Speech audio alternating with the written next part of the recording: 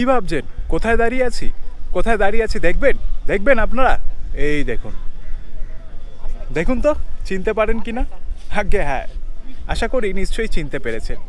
এখন আমি দাঁড়িয়ে রয়েছি কোয়েম্বাটুর রাজ্যের ঈশা যোগা সেন্টারে, যাকে আমরা সবাই আদিযোগী বলে চিনি। একটা সময় মনে পড়ে জানেন তো, বারবার ভিডিও দেখতাম, বিভিন্ন ধরনের ব্লগ দেখতাম, যে কবে কিভাবে সহজ উপায়ে পৌঁছে যাব এই আদিযোগীতে। মানে এখন কি বলবো সঠিক বুঝতে পারছি না, কারণ এখানে পৌঁছানোর পর অনুভূতি সত্যি অন্যরকম।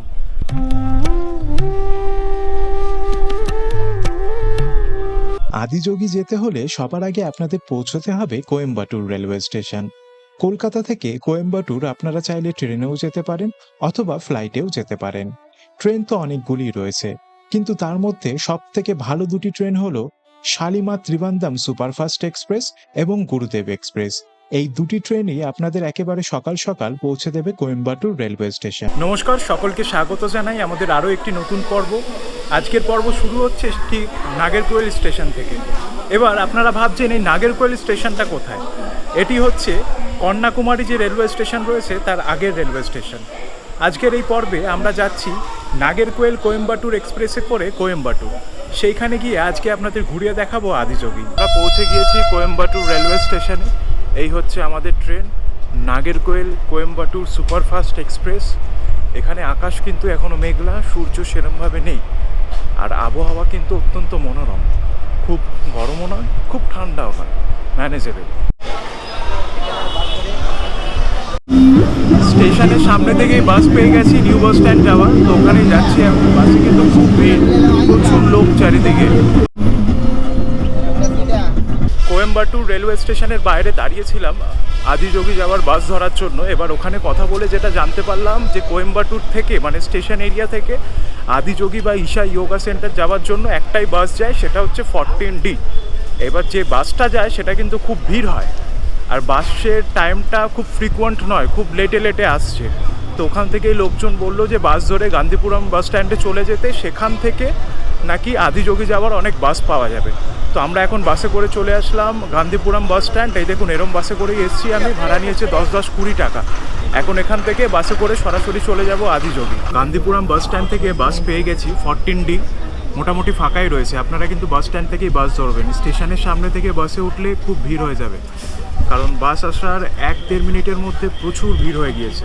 ভাড়া কত নেবে আমি জানি না, নন এসি বাস ভাড়া কত নিচ্ছে জেনে আপনাদের বলবো। সময় মোটামুটি 1 ঘন্টার কাছাকাছি লাগবে, 30 কিলোমিটার রাস্তা। স্টেশনের সামনে থেকে বাসের ভিড়টা একবার দেখুন। আমরা স্টেশনেই ক্রস করলাম, এই দেখুন। বাস চলতে শুরু করলো তার নিজস্ব গতিতে, কিন্তু তাহলে কি হবে? আমার তো আর তর সইছে না। বারবার ঘড়ির কাঁটার দিকে দেখছি আর ভাবছি কখন আসবে সেই সন্ধিক্ষণ যখন সচক্ষে দর্শন করব পৃথিবীর সব থেকে প্রাচীন যোগীকে। অবশেষে আমাদের বাস এসে পৌঁছালো ঈশা যোগা সেন্টারে। তো সময় লাগলো মোটামুটি 1 ঘন্টা মতো, আর বাস ভাড়া নিয়েছিল 40 টাকা পার পার্সন। বাস স্ট্যান্ডের সামনে থেকেই এরকম ইলেকট্রিকের গাড়িগুলো চলছে, অনেকটা টোটোর মতো। 10 টাকা করে ভাড়া, একেবারে আদিযোগী যে মেন মূর্তি রয়েছে মূর্তির সামনে নামিয়ে দেবে। এই দেখুন, এই দিদি গাড়ি চালাচ্ছে। এখানে আবার এই গাড়িও চলছে, দেখুন। এই গাড়িগুলোর ভাড়াও নিচ্ছে 10 টাকা পার পার্সন।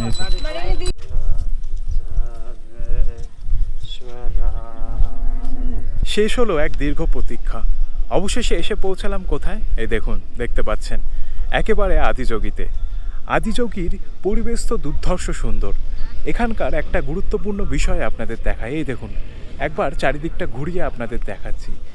এই যে সবুজ বর্ডারের মতো অংশ আপনারা দেখতে পাচ্ছেন, এই দিকেও দেখতে পাচ্ছেন, এগুলো আসলে কি জানেন? এগুলো পাহাড়।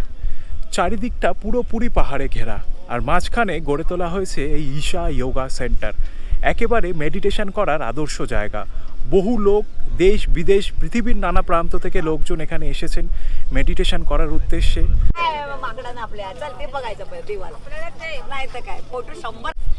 দেখুন, দেশের বিভিন্ন প্রান্ত থেকে বিভিন্ন ভাষাভাষীর মানুষজন আজকে এসেছেন। এ যেন ভারতবর্ষের একটা ছোট্ট সংস্করণ।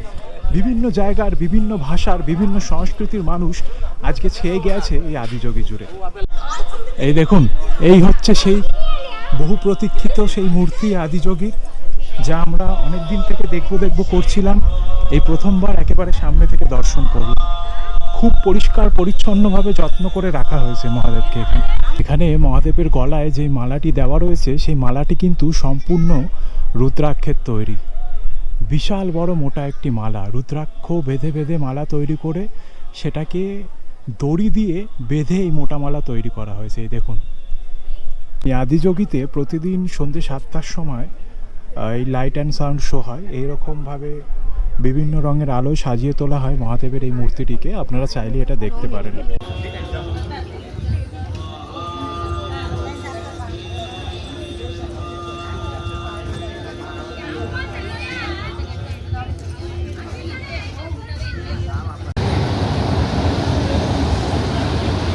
আদিযোগী তো আসলেন, ঘুরে তো দেখবেন, তো চলুন এই আদিযোগী সম্পর্কে কিছু তথ্য আপনাদের দিয়ে দিই। পুরাণ অনুসারে বা কিংবদন্তি অনুসারে মনে করা হয় পৃথিবীর সর্বপ্রাচীন ব্যক্তি যিনি ধ্যানে বসেছিলেন তিনি আর কেউ নন, স্বয়ং দেবাদিদেব মহাদেব নিজেই। তিনি কোথায় ধ্যানে বসেছিলেন জানেন? একেবারে কৈলাসে। তো পুরাণ অনুসারে বলা হচ্ছে যে কৈলাসে মহাদেব যখন ধ্যানে বসেছিলেন তখন কিছু মুনি ঋষি তার কাছে যান, গিয়ে আবদার করেন যে বাবা আমরাও ধ্যান করতে চাই, আমরাও শিখতে চাই এই যোগা। তারপর মহাদেব নাকি ওই মুনি ঋষিদের শিক্ষা দেন কিভাবে ধ্যান করতে হয়।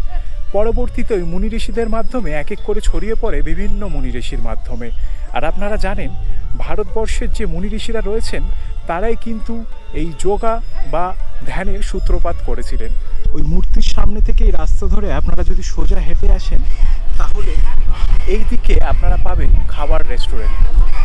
এই দিকে একটা রেস্টুরেন্ট রয়েছে, এর পেছনে আরেকটা রেস্টুরেন্ট রয়েছে। চলুন আপনাদের দেখায় কি কি খাবার পাওয়া যাচ্ছে। এই দেখুন, এটা হচ্ছে প্রথম রেস্টুরেন্টটা।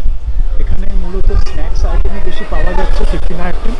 এই দেখুন ওই টিভি রয়েছে ওইদিকে কাউন্টারে। প্রথমে আপনাদের বিল করাতে হবে, বিল করানো হয়ে গেলে তারপর আপনাদের টোকেন নিয়ে এই কাউন্টার আর এর পাশের কাউন্টারে যেতে হবে। এই কাউন্টারে কি কি পাবেন? জুস পাবেন, স্ন্যাক্স পাবেন, আর ওইদিকে টি কফি মিল পাবেন।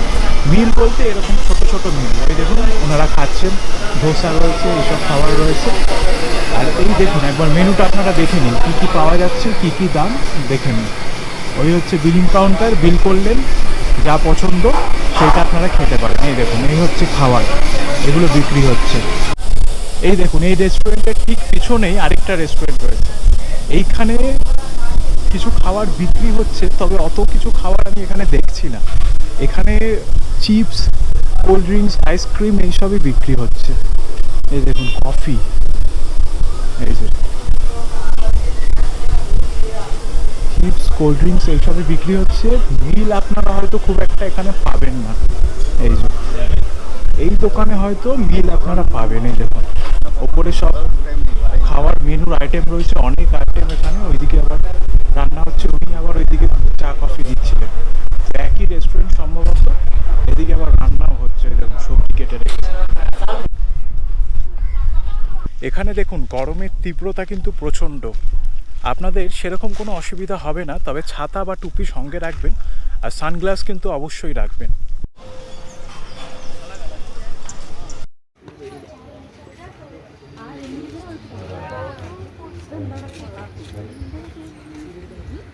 মেডিটেশন সেন্টারের ভেতরে গিয়েছিলাম, ওখানে 7 মিনিট বা 10 মিনিট মতো আপনাকে একটা মেডিটেশন করতে হয়।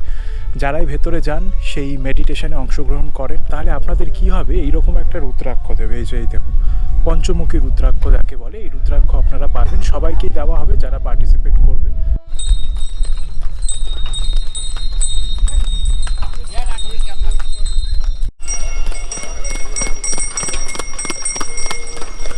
দেখুন এটা হচ্ছে ধ্যানলিঙ্গ মন্দির। আদিযোগী যে মন্দির রয়েছে সেখান থেকে একেবারে বাইরে বেরিয়ে যেখানে বাস স্ট্যান্ড রয়েছে, অটোগুলো যেখানে দাঁড়িয়ে থাকে কোয়েম্বাটুর যাওয়ার, তার ঠিক পাশেই রয়েছে এই মন্দির। এই মন্দিরের ভেতরেও একটি শিবলিঙ্গ রয়েছে, তবে সেই প্রকৃতি একেবারে অসাধারণ, মানে চারিদিকে গাছগাছালিতে ভর্তি। আপনারা চাইলে একবার দর্শন করে যাবেন, খুবই ভালো অভিজ্ঞতা হবে এবং খুবই ভালো লাগবে আপনাদের। আমার কিন্তু বেশ ভালো লেগেছে, তাই এটাও কিন্তু মিস করা চলবে না। এই দেখুন এটা হচ্ছে ধ্যানলিঙ্গের যে মন্দির রয়েছে তার ভিতরে যে মহাদেব রয়েছেন তার শিবলিঙ্গ এইটে। তবে ধ্যানলিঙ্গ মন্দিরে প্রবেশ করতে হলে আপনাদের মোবাইল, ব্যাগ সব কিছু জমা রাখতে হবে। জমা রাখবেন কোথায় সেটা আমি আপনাদের দেখিয়ে দিচ্ছি। শুধুমাত্র মন্দিরে নয়, আপনারা যদি ভাবেন যে আপনাদের কাছে ভারী লাগেজ রয়েছে সেটাও জমা রাখবেন, অথবা ফোন অথবা ব্যাগ, এই সমস্ত কিছু যদি আপনারা জমা রাখতে চান এখানে জমা রাখতে পারেন। সেক্ষেত্রে কোনো টিকিট বা টাকা পয়সা লাগছে না। ওই দেখুন, ওটা হচ্ছে ধ্যানলিঙ্গ মন্দির। মন্দিরের ঠিক এই পাশেই রয়েছে লাগেজ কাউন্টার। ঠিক আছে, এখানে প্রচুর কাউন্টার রয়েছে, আপনারা একেবারে নিখরচায় আপনাদের জিনিসপত্র রাখতে পারেন, সেক্ষেত্রে কোনো অসুবিধা হবে না। এই যে প্রচুর লোক রাখছেন তাদের জিনিসপত্র, লাগেজ কিন্তু স্ক্যান করে নিতে হবে একবার। তো আদিযোগী ঘোরা শেষ করে এখন বসে আছি আদিযোগী সেই বাস স্ট্যান্ড রয়েছে, সেই বাস স্ট্যান্ডে আবার সেই 14টি বাস পেয়ে গিয়েছি। 14টি বাসেই আমি এখন বসে রয়েছি। এখন ফিরে যাব আবার কোয়েম্বাটুর জাংশনে, সেখান থেকে আমাদের লাগেজ কালেক্ট করব, লাগেজ কালেক্ট করে আবার উটি যাওয়ার ক্যাব বুক করব। তো সোজা আপনাদের সাথে দেখা হবে আবার ক্যাবে। আর একটা কথা, বাস কিন্তু খুব লেট করছে না, আমি যা দেখছি ফ্রিকুয়েন্ট বাসই রয়েছে 14টি। এখানে দুটো বাস একসাথে চলে, একটা আসে একটা বেরিয়ে যায়। আর ব্যাপার হচ্ছে বাস আসার আগে থেকে কিন্তু লোক ঠেলে ঠেলে উঠতে থাকে, তাই আপনি রেডি হয়ে থাকবেন, বাস আসলেই ওপরে উঠে যাবেন, উঠে সিটটা আগে দেখে নেবেন, নাহলে আবার কিন্তু এখান থেকে